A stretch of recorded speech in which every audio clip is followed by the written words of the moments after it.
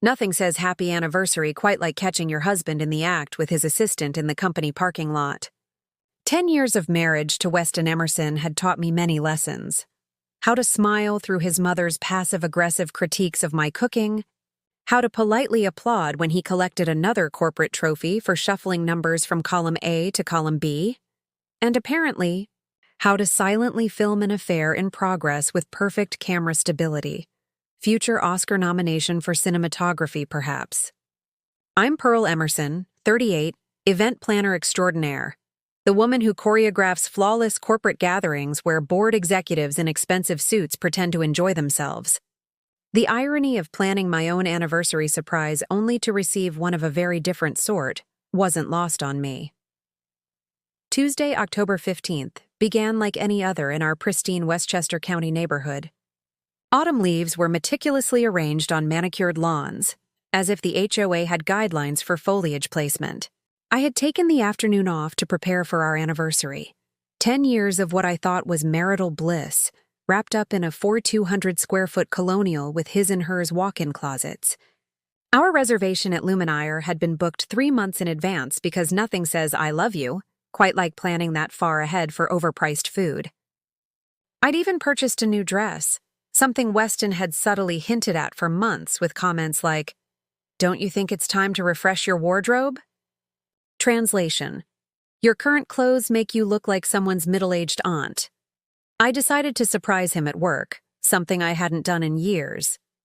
Why? Because I'm clearly a masochist, or as my therapist would say, still committed to keeping the relationship fresh.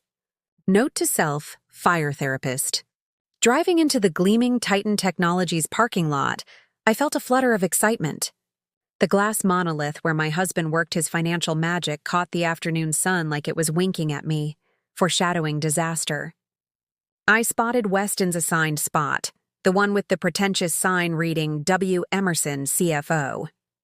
His Tesla was there, but he wasn't entirely alone. 2 bodies were pressed against the driver's side door. One was unmistakably my husband. The overpriced haircut gave him away. The other was a woman I knew from multiple company functions, Vanessa Maxwell, his 27-year-old executive assistant with legs that seemed to stretch for miles.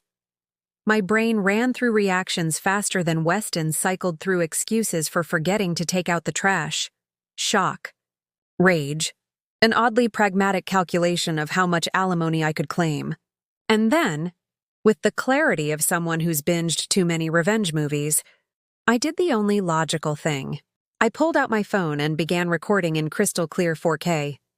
"Got to love technology," I whispered, zooming just enough to capture Weston's wandering hands on Vanessa's waist, the same hands that had planted a perfunctory kiss on my cheek that very morning. I recorded for precisely 47 seconds, long enough to confirm this wasn't a friendly hug gone wrong, but not so long I'd need eye bleach later. Then I did something truly inspired. I honked. Not a polite little tap, but a full-throttle hand-on-horn symphony. They jumped apart like teenagers caught by their parents, except teenagers would have shown more dignity. Weston's face transformed from passion to sheer terror, the very picture of a man suddenly remembering he had both a wife and a prenup with a fidelity clause. "Pearl!" he squawked, his voice hitting a pitch I didn't know adult men could reach. "What are you—" I rolled down my window, smiled sweetly, and said, "Hi, honey. Just thought I'd surprise you for our anniversary. Looks like surprises all around today." Vanessa straightened her blouse as if that could somehow undo what I'd just witnessed. "Mrs. Emerson, this really isn't—" she began, clearly aiming for a LinkedIn-worthy calm. I cut her off, my smile never wavering. Weston started toward my car, panic etched across his face. "Pearl, please let me explain."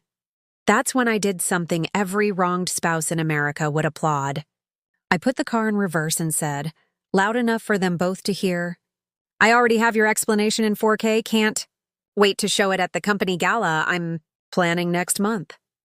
The look of sheer horror on his face was almost worth the emotional trauma, almost.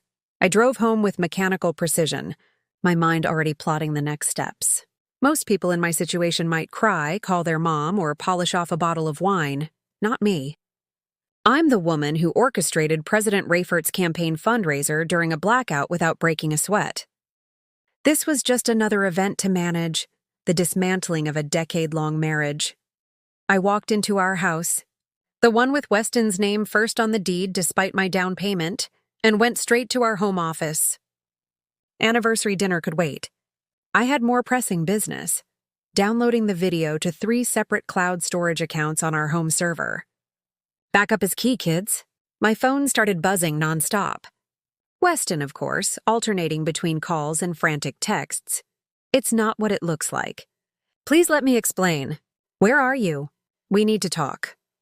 I replied with a single text. Currently busy backing up the video to the cloud.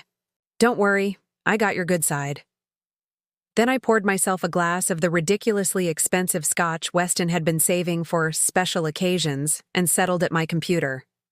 As an event planner, I knew a fundamental truth. Timing is everything, and revenge, like a good soufflé, should never be rushed. The annual Titan Technologies Gala was scheduled for November 18th, just over a month away. Ironically, the theme was transparency in business. Every executive would attend, including CEO Soren Hayes, Weston's boss and supposed best friend, board members, investors, all present to celebrate another year of record profits. And I, hired specifically at Weston's recommendation, had complete control over the audiovisual elements of the evening. Sipping Weston scotch, I opened my planning document and created a new entry. Special presentation, honesty and leadership. Below it, I typed, duration 47 seconds. My phone buzzed again. This time it was Tess Holloway, my best friend and, conveniently, an accountant at Titan. You okay? Weston's running around like his hair's on fire, she texted. I smiled for the first time that day. I'm fine, better than fine. Planning a presentation that's going to bring down the house. The game was on, and unlike my husband, I knew how to play to win. By the time Weston's Tesla rolled into our driveway that evening, I'd ordered Thai takeout and changed into my comfiest loungewear. Not the cute kind, but the I've given up trying to impress you kind.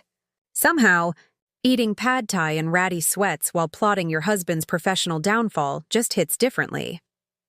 The front door creaked open, the tentative sound of someone who knows they're in deep trouble. Weston entered like a condemned man approaching the gallows, clutching a bouquet of roses that screamed gas station impulse buy. Pearl. His voice trembled, the same tone usually reserved for people disputing credit card charges. Can we talk? I glanced up from my noodles, chopsticks poised midair. About what? Your pathological inability to keep your tongue to yourself? Or the fact that you bought me grocery store flowers on our 10th anniversary? He placed the sad bouquet on our imported Italian marble countertop, the one he'd insisted on during renovations, despite my preference for quartz. The roses slouched to one side, much like Weston's moral compass. What you saw today, he began. What I recorded today? I corrected, twirling noodles with a sweet smile. He flinched. It's not a regular thing. Oh, so it's just an occasional thing. Well, that changes everything, I said, setting my container down with theatrical care. I was thinking you were having a full-blown affair. But if you're only intermittently betraying our marriage, I should probably thank you for your restraint. Weston sank onto one of our designer bar stools, the same ones featured in Architectural Digest during the home spread he'd insisted on. It just happened, Pearl. Vanessa and I were working late on the Kendrick acquisition. Fascinating how working late translates to horizontal mambo in the parking lot. Harvard Business Review should do a feature. It was a moment of weakness, he continued, rubbing his temples in that practiced, tortured, sympathetic way he always did before board meetings. The stress of the merger, the long hours, planning the president's charity dinner next month with a budget slashed in half. Yet somehow I managed not to fall face first into my assistant's mouth. Crazy how that works. My phone buzzed again. A text from Tess. Vanessa called in sick tomorrow. Soren's asking questions. You okay? I smiled at my phone, then looked up at Weston. Seems like Vanessa's experiencing some workplace discomfort. Must be contagious. Weston's face went pale. You haven't told anyone, have you? Define anyone. He shot up so fast the bar stool wobbled. Pearl, this could ruin my career. The board has a strict morality clause. If Soren finds out his best friend is sleeping with a subordinate half his age. Yes, that would be unfortunate, wouldn't it? Almost as unfortunate as realizing your husband of 10 years is a walking cliché. I'll end it with her today.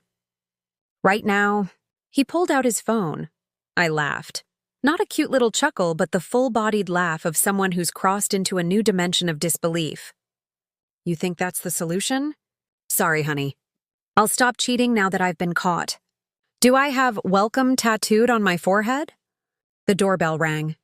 We both froze. Expecting someone? Weston asked, hope flickering in his eyes like he thought a marriage counselor had magically arrived in the past 2 hours. Actually, yes. I walked to the door, swinging my hips with renewed confidence. Standing on our porch, holding a bottle of expensive champagne, was Meredith Emerson, Weston's mother and my personal tormentor for the past decade. Surprise, she trilled, brushing past me without waiting for an invitation. I couldn't miss my favorite couple's anniversary. Weston's face hid a shade of white I'd only seen on paint swatches labeled Designer Surrender.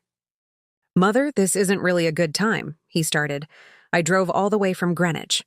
She spotted my takeout containers. Oh, you're eating in on your anniversary? Her tone suggested I'd committed a war crime. Change of plans? I said cheerfully. Weston had an unexpected performance at work today. Meredith's eyes narrowed, sensing the tension. In 10 years of marriage, I'd never seen her miss an opportunity to blame me for any discord. What's going on? She looked between us suspiciously. I smiled, channeling her own passive-aggressive energy right back at her. Why don't you ask your son about his executive assistant? The one with legs up to her earlobes and skills that apparently extend well beyond administrative duties. Pearl! Weston hissed. Meredith's perfectly Botoxed forehead attempted to frown. What is she talking about, Weston? Nothing, Mother. Pearl and I are just having a disagreement about whether making out with your 27-year-old assistant in the company parking lot constitutes grounds for divorce. I pulled out my phone. Would you like to see the video? The lighting is excellent. The silence that followed was so complete you could hear the ice melting in my abandoned drink. Meredith's face performed an Olympic-worthy routine of expressions, finally landing somewhere between horror and calculation. I'm sure there's been some misunderstanding, she said at last. Socialite training kicking in. These young assistants can be so aggressive these days. They see a successful man and just throw themselves. Save the victim-blaming script, Meredith, I cut in. Unless Vanessa has the ability to control Weston's hands, firmly planted on her backside, I don't think we can pin this on female aggression. Weston collapsed onto the sofa, head in hands. This isn't happening. That's exactly what I thought when I saw you playing tonsil hockey in broad daylight, I replied. Yet, here we are. Meredith set down her champagne with the deliberate care of someone about to switch tactics. Pearl, dear, marriages go through difficult phases. When Weston's father had his indiscretion with his secretary— Wow, I interrupted, genuinely stunned. So that's where he learned it. Family tradition passed down like a recipe for betrayal. Weston's head snapped up. Dad cheated on you? Meredith waved dismissively. That's not the point. The point is I forgave him, and we had 15 more years together before his heart attack. 15 years of what? I asked, silent resentment. Checking his phone while he slept. Planning elaborate accidents that would look natural. Her lips thinned. Marriage requires sacrifice. I've sacrificed plenty, I said, surprised by the sudden emotion in my voice. I've sacrificed girls' nights to attend his boring work functions. I've sacrificed my dignity sitting through your holiday dinners, where you critique everything from my career to my childless status. I've even sacrificed my own career advancement to move here for his promotion. But I won't sacrifice my self-respect. Not for you, not for this marriage, and certainly not to maintain appearances for the country club crowd. My phone buzzed again. Another text from Tess. Emergency board meeting called for tomorrow morning. Soren's asking for financial records on all executive expenses. I smiled. Tess, bless her accounting heart, had wasted no time. As head of financial compliance, she had access to every expense report, including the ones detailing Weston's numerous business dinners with Vanessa at hotels across the city. Something amusing? Meredith asked. This is just the beginning of consequences, I replied. You know what they say, karma eventually comes for everyone. Some people just need priority shipping. Weston lunged for my phone. What did you do? I stepped back, clutching it to my chest. Me? I haven't done anything yet, but it seems the universe has Amazon Prime. His face contorted. You're trying to ruin me. No, sweetheart, I said, deadly calm. You did that all by yourself. I'm just making sure everyone gets the memo. Meredith stepped between us. This is getting out of hand. Whatever Weston did, destroying his career won't solve anything. Think about your future, Pearl. I am thinking about my future, I replied. For the first time in years, actually, and surprisingly, it looked brighter without a cheating husband and a mother-in-law who treated infidelity like a family heirloom. I grabbed my keys from the counter. Now, if you'll excuse me, I have a gala to plan. It's going to be a night everyone remembers, especially you, Weston. As I headed for the door, I turned back one last time. Oh, and Meredith, that champagne you brought? 2019, a terrible year, just like your son's judgment. I spent the night at Tess's downtown condo, a sleek, minimalist space that screamed successful single woman who doesn't need to accommodate a cheating husband's golf trophies. We stayed up until 2 a.m., drinking wine that wasn't part of Weston's precious cellar and plotting with the precision usually reserved for military coups or Taylor Swift stadium tours. You sure about the expense reports? I asked Tess, cross-legged on her white sofa, laptop balanced on her knees. She nodded, scrolling through a spreadsheet that looked like the financial equivalent of a crime scene. 6 different business dinners at the Langham Hotel in the past 3 months. Room service charges for 2. Unless Weston had suddenly developed multiple personalities all needing their own breakfast, he wasn't dining alone. The Langham? I repeated, swirling my wine. He said he was meeting potential investors from Chicago. Only investor he was meeting was in his assistant's career development, Tess muttered. Oh, and there's more, she added. He's been transferring company funds to a private account. I nearly spat out my Cabernet. He's embezzling? Not technically, Tess said. He's been moving his annual bonus into a separate account you don't have access to. Started exactly 2 years ago. 2 years. The timing hit me like a sledgehammer. That was when I'd mentioned wanting to start our own event planning company, an idea Weston had dismissed as risky and impractical. Apparently, he'd been planning his own exit strategy while criticizing mine. The account has almost $400,000 in it, Tess continued. Enough for a fresh start with someone younger who doesn't remember you when you had a receding hairline and acid reflux from spicy food, I said, my bitterness surprising even me. My phone buzzed, Weston's 17th missed call of the evening, immediately followed by a text. Please come home. We can fix this. I showed Tess, who rolled her eyes with the expertise of someone who'd been observing bad male behavior since junior high. Translation: Please come home so I can gaslight you into thinking this is somehow your fault for being too busy with your career. Or, please come home because Mother is still here and she's making me uncomfortable with her pointed questions about whether I've always been this stupid. We laughed, but mine felt hollow. 10 years of my life invested in a man who couldn't even cheat with originality. The CFO sleeping with his young assistant like he'd ordered his midlife crisis from a catalog. Wednesday morning arrived with the crisp, October clarity that makes you believe anything is possible, including elaborate revenge on a philandering spouse.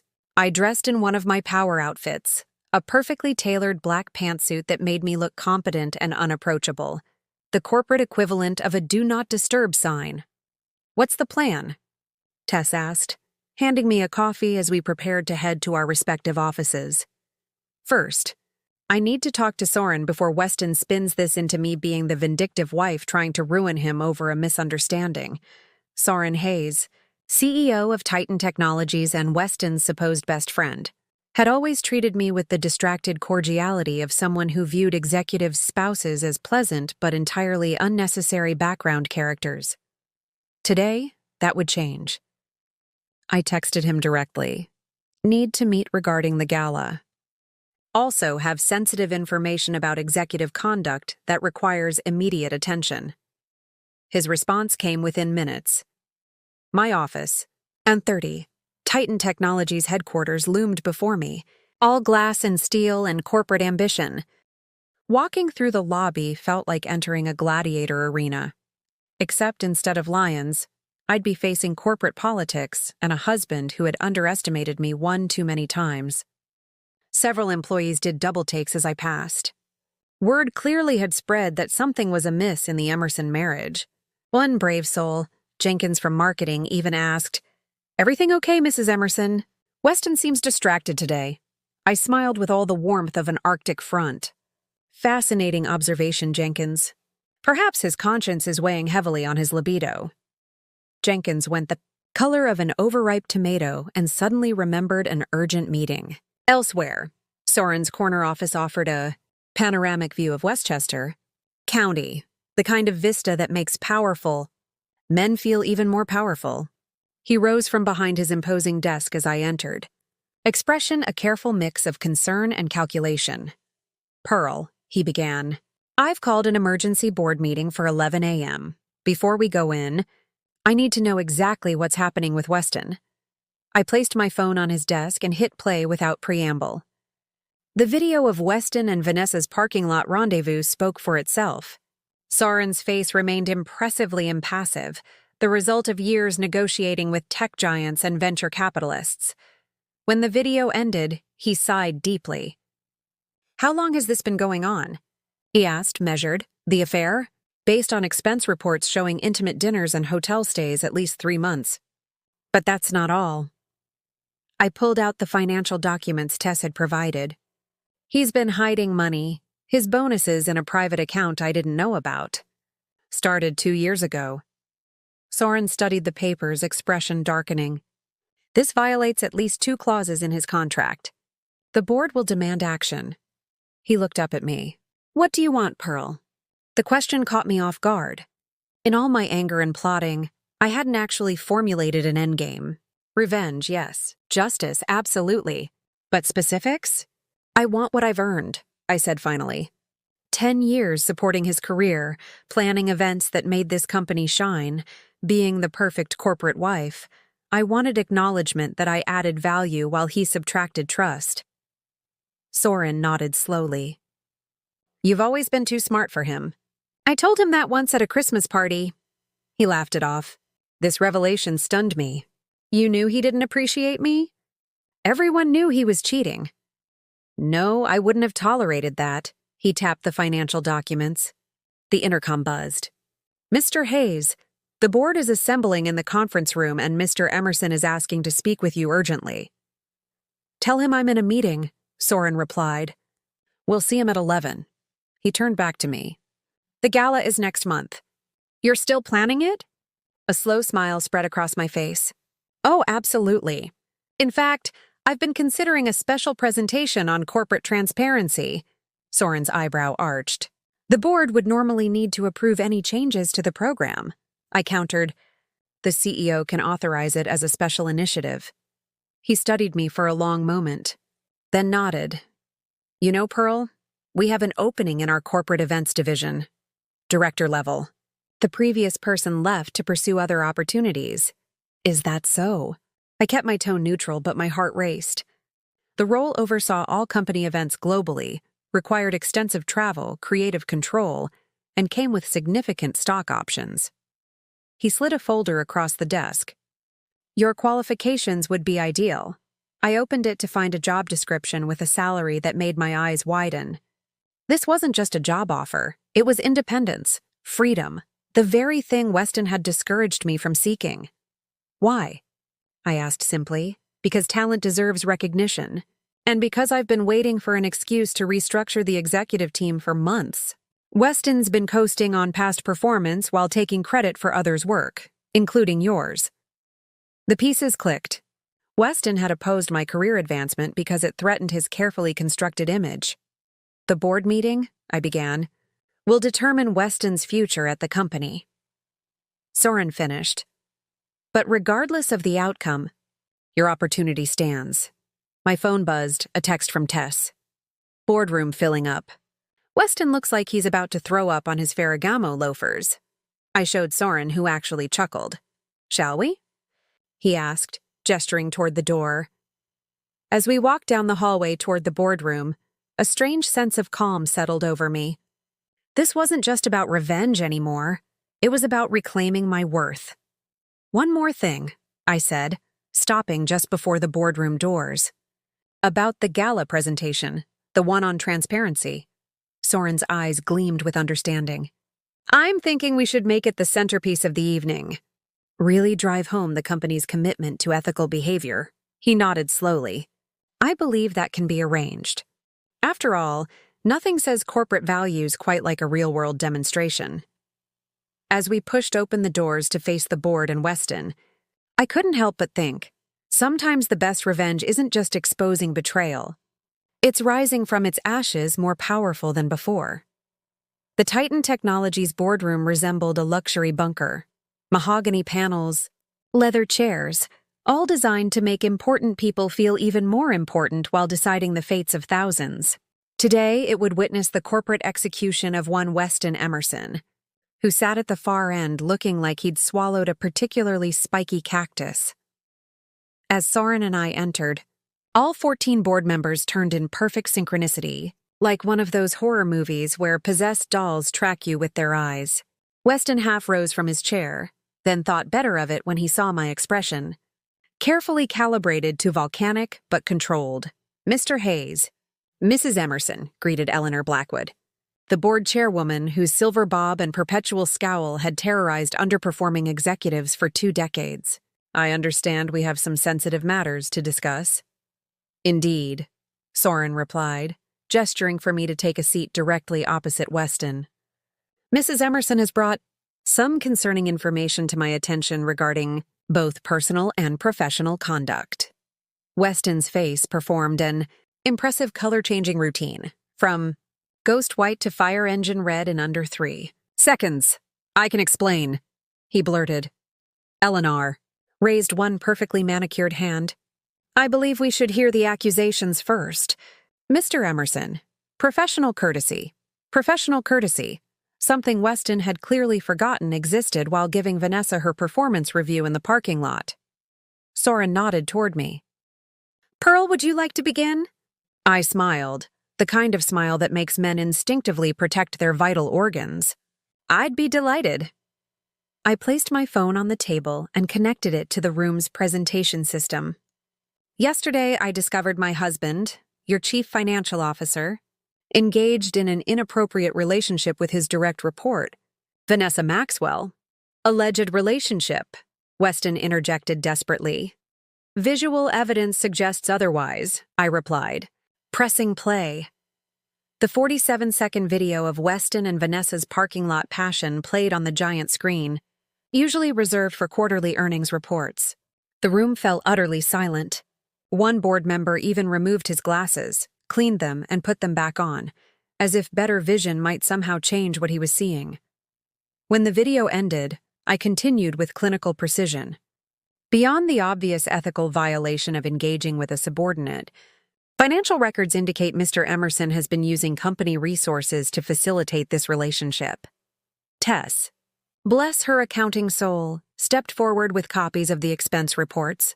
6 separate occasions where Mr. Emerson charged the company for business dinners that were actually romantic rendezvous at the Langham Hotel, complete with room service for 2 and extended stays. Eleanor's scowl deepened to Death Valley proportions. Is this accurate, Mr. Emerson? Weston looked like a man watching his career plummet from the top floor of a very tall building. The expenses were legitimate business. Unless your business includes ordering champagne and strawberries at 11 p.m.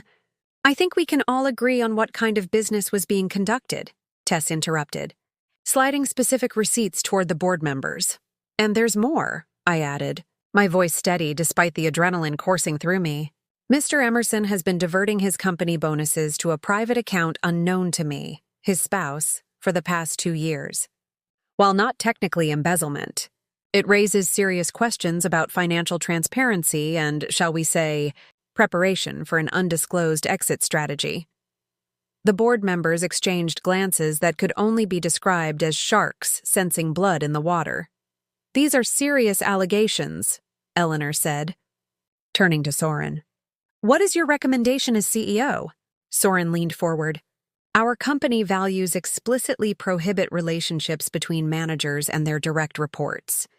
They also mandate financial transparency from all executives. Given the evidence, I recommend immediate termination." Weston half rose again. "This is ridiculous. 10 years of service to this company, and you're going to fire me over a momentary indiscretion. 6 hotel stays suggest your concept of momentary needs revision, Eleanor," I observed dryly. "Perhaps your timekeeper needs calibration along with your moral compass." "What about her?" Weston pointed at me, desperation making him reckless. "She's planning something for the gala. Some kind of public humiliation. Ask her." All eyes turned to me. "The gala," I said smoothly, "will proceed as planned, with one minor adjustment. The theme of transparency in business will be emphasized through a special presentation, highlighting the company's renewed commitment to ethical conduct. Mr. Hayes has already approved the changes." "You're trying to destroy me," Weston hissed. I met his gaze steadily. "No, Weston. I'm simply allowing your actions to have their natural consequences, something you've avoided your entire privileged life." Eleanor cleared her throat. "I believe we've heard enough. The board will deliberate privately. Mr. Emerson, please wait outside. Mr. Hayes, Mrs. Emerson, you may stay." Weston stood, straightened his designer tie, the one I'd given him last Christmas, and walked out with all the dignity of a man whose pants were caught in an escalator. The deliberation took precisely 12 minutes. When Weston was called back in, Eleanor didn't bother with pleasantries. "Mr. Emerson, your employment with Titan Technologies is terminated. Effective immediately. Security will escort you to clear out your personal items. Your company car privileges are revoked. Your stock options are frozen pending further review. And your final paycheck will reflect deductions for misused company funds." Weston swayed slightly, like a tree in the first stages of falling. "You can't do this. I built half the client relationships this company depends on."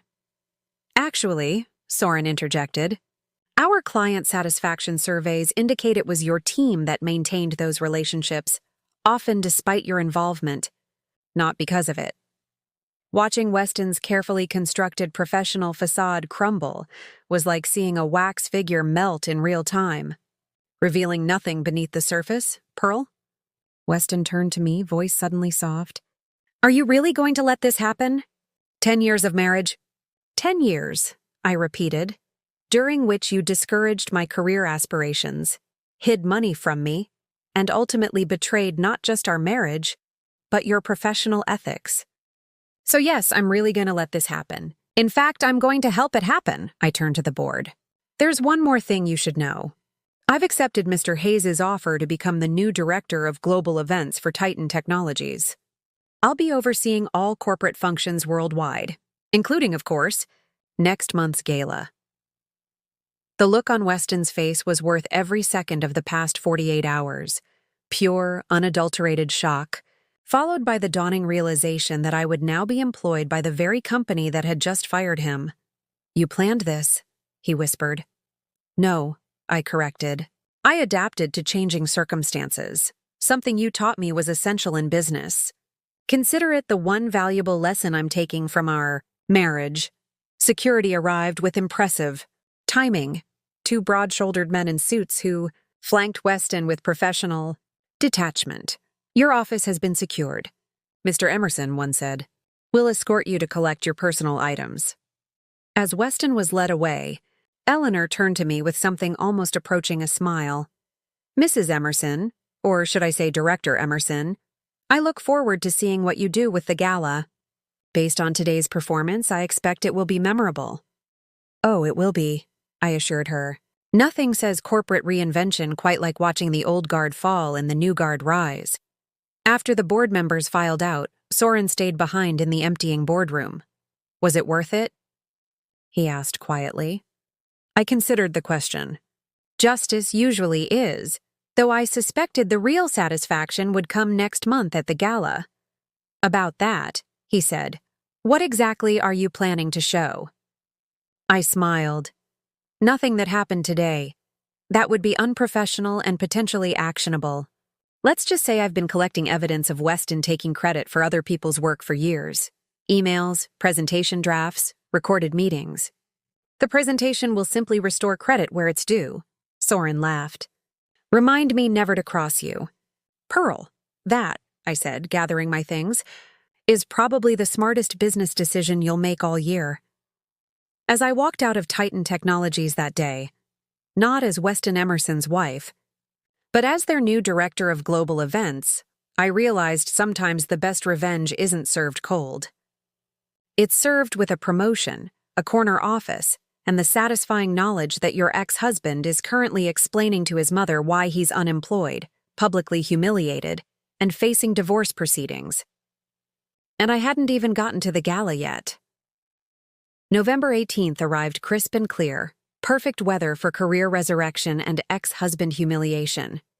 The month following Weston's spectacular professional implosion had been eventful, to say the least. He'd moved in with his mother in Greenwich, a punishment that almost made me feel sorry for him. Almost. Divorce papers had been filed faster than a YouTube copyright claim, with my lawyer discovering that secret account wasn't Weston's only financial sleight of hand. Turns out, when your soon-to-be ex's professional reputation is in tatters, his negotiating position weakens considerably. Meanwhile, my new office at Titan Technologies offered a view that made Weston's former space look like a storage closet. Soren had been true to his word. The director of global events position came with actual power, not just a fancy title and expectations to order lunch for the real executives.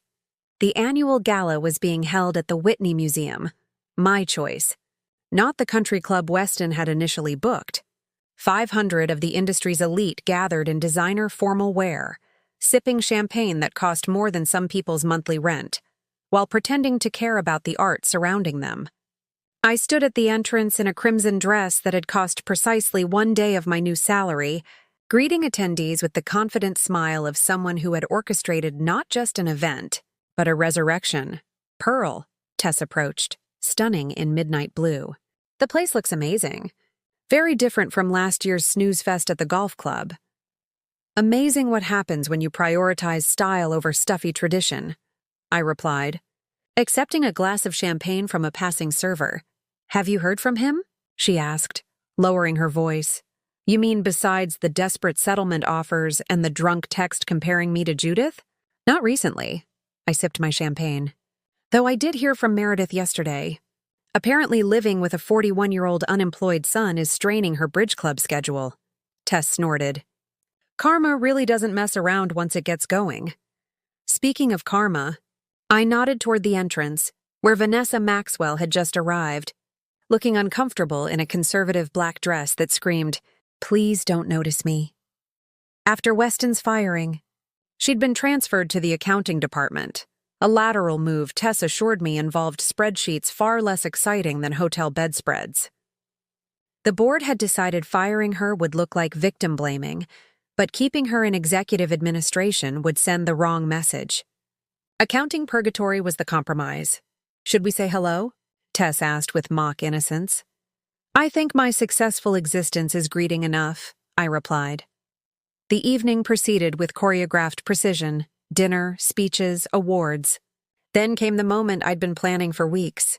Soren took the stage, adjusting the microphone with practiced ease. Tonight's theme is transparency in business, he began. Recent events have reminded us that integrity isn't just a word on our mission statement. It's the foundation of everything we do. Subtle murmurs rippled through the crowd. Everyone knew about Weston's downfall. It had been the subject of industry gossip for weeks. To demonstrate our commitment to giving credit where it's due, I'd like to introduce our new director of global events, Pearl Emerson, who has prepared a special presentation. I took the stage to generous applause, some genuine, some curious. The lights dimmed, and the presentation began. What followed wasn't the public humiliation of Weston that everyone expected. Instead, it was a masterclass in professional restoration. I showcased projects from throughout Titan's history, correctly attributing innovations to their actual creators, many of whom were middle managers or team members whose contributions had been claimed by executives like Weston. The presentation ended with a new company initiative, the Innovation Recognition Program, designed to ensure that good ideas were attributed to their sources regardless of title or position. The applause was thunderous. Afterward, Eleanor Blackwood approached me. Her perpetual scowl softened to merely mild disapproval. Not what I expected. "Director Emerson, disappointed by the lack of bloodshed?" I asked. "Impressed by your restraint," she corrected. "You could have burned it all down. Instead, you built something better," I smiled. "Revenge is momentarily satisfying. Building a legacy lasts longer." Later that evening, as the party wound down and the last executives stumbled into their waiting town cars, I found myself alone on the museum terrace, contemplating the Manhattan skyline, all glittering promise and sharp edges, much like my new life. Tess joined me, offering another glass of champagne. "Penny, your thoughts?" I was just thinking about something my grandmother used to say. "When someone shows you who they are, thank them for the information." "Wise woman," Tess said. She also added, "Men who cheat deserve to have their belongings set on fire." But her first saying was more quotable. We laughed, the sound carrying across the terrace into the November night. "So what now?" Tess asked. "You've got the career, the settlement, the professional respect. What's next for Pearl Emerson 2.0? I considered the question, watching my breath form clouds in the cool air. "I'm thinking Europe. Titan's London office needs an events overhaul, and I've never lived abroad." "Running away?" "Strategic advancement," I corrected. "Besides, I hear British men have much better accents when they inevitably disappoint you." 1 month later, I stood in Heathrow Airport with 2 suitcases and a carry-on containing the essentials: clothes, passport, and divorce papers signed by Weston, who had finally accepted that no amount of begging would undo the consequences of his actions. My phone buzzed with a text from Tess. "Heard Weston's interviewing for a job in Minneapolis. Vanessa's not relocating with him. Shock of the century. Call me when you land." I smiled, tucking my phone away as I headed toward the taxi stand. They say living well is the best revenge, but I'd discovered something better. Living authentically. Weston had done me a favor, really. In trying to diminish me, he'd set me free. And that, unlike his fidelity, his financial honesty, or his professional ethics, was something I could genuinely thank him for.